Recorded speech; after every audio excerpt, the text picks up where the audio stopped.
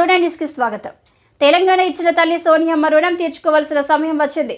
దేవాజీపల్లి అన్నారం గ్రామాల ప్రజలతో సమావేశమై మంత్రి జూపల్లి తెలంగాణ రాష్ట్రాన్ని ఏర్పాటు చేసి 4 కోట్ల ప్రజల ఆకాంక్షలు నెరవేర్చిన సోనియమ్మ రుణం తీర్చుకునే అవకాశం తెలంగాణ ప్రజలకు వచ్చింది అని మంత్రి జూపల్లి అన్నారు.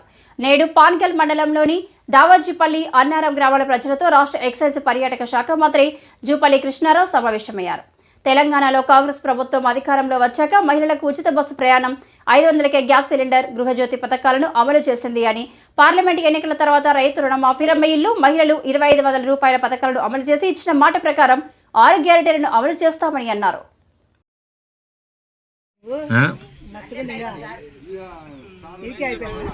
మీరు చెప్పేది ఉంటే చాలా టైం పడుతుంది. మీరు చెప్పేది నేనే చెప్తా. మీరు చెప్పేది నేను చెప్తా. నేను చెప్పిన దాన్ని మిగిలిపోతే అప్పుడు మీరు చెప్పరు. అదే అండి. అయితే ఎన్నికలప్పుడు అన్ని ఉద్యమాలు చేసిన, కరెంటు కోసం కొట్లాడి జైలు పోయినా, తెలంగాణ కోసం రాజీనామా చేసి జైలు పోయినా, పాదయాత్ర చేసిన, కరెంటు ఫ్రీ కరెంట్ వచ్చిందన్న నాకు కష్టం నా బాగా ఉంది, తెలంగాణ వచ్చిందన్న నాకు కష్టం నా బాగా ఉంది.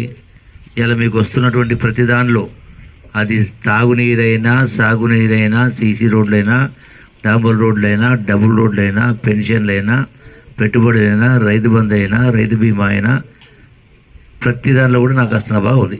1100 రూపాయల కొంటున్న గ్యాస్ సిలిండరు 500 రూపాయలకి ఇస్తామని చెప్పినాం. ఈ మీరు 1100 రూపాయలు కట్టినా 500 రూపాయలు ఇస్తామని ఇవి వదిలేసి మేము గుడి కట్టినాం, అక్షంతలు ఆశ్రయించారంటే లెక్క కాలికనే ఉంటుంది కదా, మనం కాదా, మనం చేస్తారేమో. కాబట్టి మనంతా దావాజీపల్లిలో కూడా రుణాలు పోదు కదా. మంత్రుల సెలక్షన్, అసెంబ్లీ ఓ నెల దానిలో పోయింది. నెట్టి మీద నెలనే బరువు పని. ఇప్పుడు ఇంకొకటి